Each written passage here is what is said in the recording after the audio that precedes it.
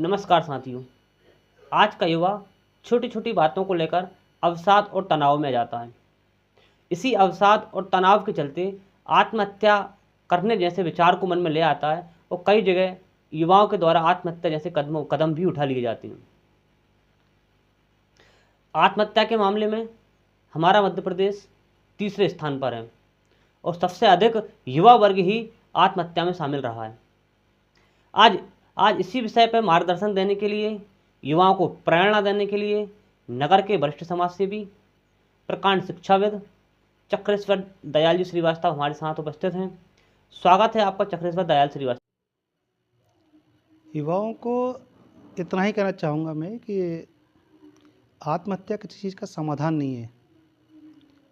ईश्वर ने आपको जन्म दिया है, आप इस मनुष्य रूप में आए हैं तो एक बड़े काम के लिए आए हैं, बड़े उद्देश्य के लिए ईश्वर ने आपको मनुष्य रूप दिया है। तो इस जीवन में उसको सार्थक करना चाहिए, इस जीवन को ऐसे ही नहीं फेंक देना चाहिए। इसलिए समस्याएं जो हैं उनके समाधान की ओर जाना चाहिए। कोई भी हमारे पास समस्या है, कोई भी चीज़ है जिस कारण आत्महत्या करने का मन हो रहा है, उसके प्रति थोड़ा सा रुक कर, थोड़ा समझ कर, अपने बड़ों से जानकारी लेकर, बड़ों से अपनी बात मन की कहकर इस चीज़ को हम रोक सकते हैं। सर, आप भी गंभीर बीमारियों, गंभीर परिस्थितियों से गुजरे हैं, तो उस परिस्थिति के बारे में आप कुछ बताएंगे? मैं पिछले 22 वर्षों से एक असाध्य बीमारी से ग्रसित हूँ, जिसके कारण मुझे चलना फिरना, उठना बैठना और बहुत सारी समस्याएं लगातार हो रही हैं। शरीर सिकुड़ता जा रहा है, शरीर में मांसपेशियां को कमज़ोरी होती जा रही है। लेकिन इसके बावजूद भी मैंने कभी जीवन से हताश नहीं हुआ, जीवन से कभी निराश नहीं हुआ। जीवन में ईश्वर ने जो मुझे करने के लिए प्रेरित किया, उससे मैं लगातार करता हूँ। आज भी लगभग 12 से 14 घंटे के बीच में मैं अपना जो सामरिक काम है वो करता रहता हूँ। और बीमारी को मैंने एक तरफ ऐसा मान लिया कि है ही नहीं। पिछले कई वर्षों से मैं सतत जो कार्य कर रहा हूँ वो कर रहा हूँ, और छोटे मोटे रोग तो मुझे होते ही नहीं है, केवल इसलिए क्योंकि उस ईश्वरीय प्रेरणा से अपन जो काम कर रहे हैं, यही उसका मूल चीज़ है। सर, इन सबसे लड़ने के लिए आपको कहाँ से आपको जागृति मिलती है, आत्मबल मिलता है सर? आत्मबल तो ऐसा है कि एक समय में भी था कि हताश निराश हो गया था, लेकिन योग और प्राणायाम अपने भारतीय जो मूल सिद्धांत हैं, जब मैं बिल्कुल हताश था सन 2003-4 के आसपास में, तब स्वामी रामदेव का योग प्राणायाम मैंने देखा टीवी पर, और उनसे मुझे बहुत प्रेरणा मिली थी। दूसरा, जब मैं झाबुआ में था तब वहाँ जिनके साथ मैं रहा, माननीय महेश जी, माननीय अनिल जी, ऐसे लोगों का सानिध्य प्राप्त हुआ। कुछ मित्र थे जिन्होंने उस बीमारी के समय में ऐसे कहा कि पुस्तकें पढ़ना चाहिए, तो पुस्तकों से बहुत कुछ मिला। और दूसरे अन्य मित्र हैं, अनंतम मित्र हैं, जिनकी प्रेरणाओं से मैं आज जीवन अच्छे से जी रहा हूँ। अच्छा, जैसे आत्महत्या वाला जो मामला है कि आजकल जो आत्महत्याएं बढ़ रही हैं, तो इनके लिए मतलब कौन जिम्मेदार अपन मानते हैं? माता पिता या गुरु? ऐसी कहाँ कमी है जो इन लोगों से आत्महत्याओं को रोकने का प्रयास बन सकता है?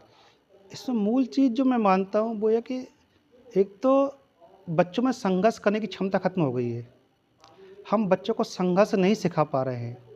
छोटी सी असफलता में बच्चा आत्महत्या करने के लिए प्रेरित हो रहा है। थोड़े से कम नंबर आए तो हताश हो गया, किसी ने उसका मान अपमान कर दिया, हताश हो गया, किसी व्यक्ति प्रेम में यदि असफल हो गया तो हताश हो गया तो आत्महत्या कर ली, कहीं जॉब नहीं लग गया तो आत्महत्या कर ली, नौकरी छूट गई तो आत्महत्या कर ली। ये जो चीज़ है उसका मूल कारण है कि हमने बच्चों को असफल होना सिखाया नहीं है। असफलता से हम कैसे आगे बढ़ सकते हैं, ये माता पिता और शिक्षा विभाग सिखा ही नहीं रहा। शिक्षा विभाग मतलब विद्यालय, टीचर्स, गुरु जो भी हैं, समाज को ये सिखाना पड़ेगा। हमको जिम्मेदारी लेना पड़ेगा समाज के नाते, तभी इससे रोक पाएंगे। सब माता पिता का इस चीज़ में कितना योगदान होना चाहिए?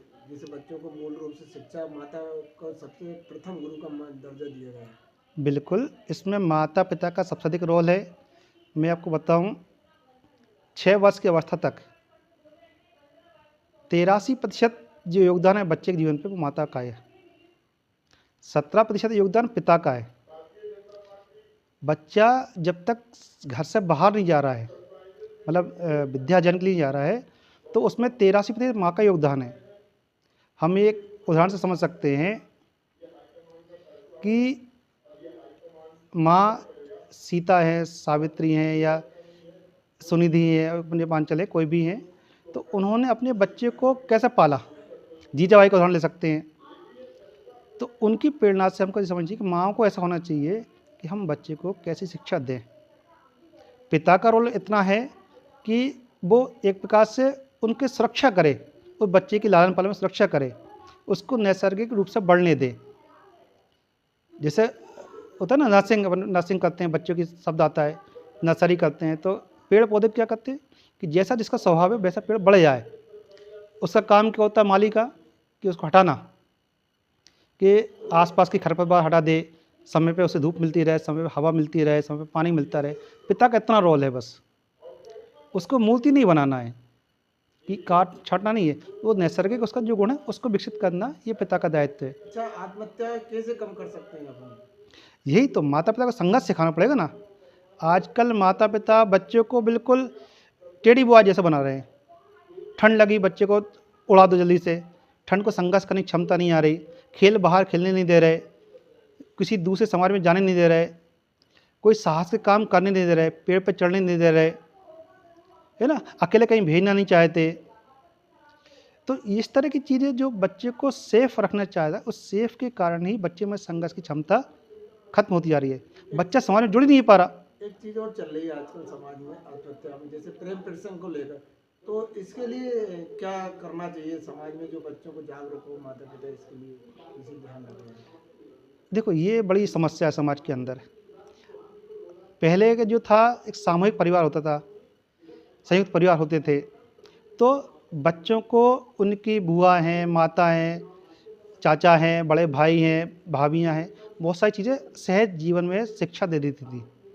और उन धन्यवाद आचार्य जी। निश्चित ही आपके ओजस्वी विचार युवाओं को प्रेरणा और दिशा देने वाले हैं। बहुत धन्यवाद, बहुत आभार। यदि आप चैनल पर नए हैं तो चैनल को सब्सक्राइब कीजिए, वीडियो को लाइक कीजिए। नमस्कार।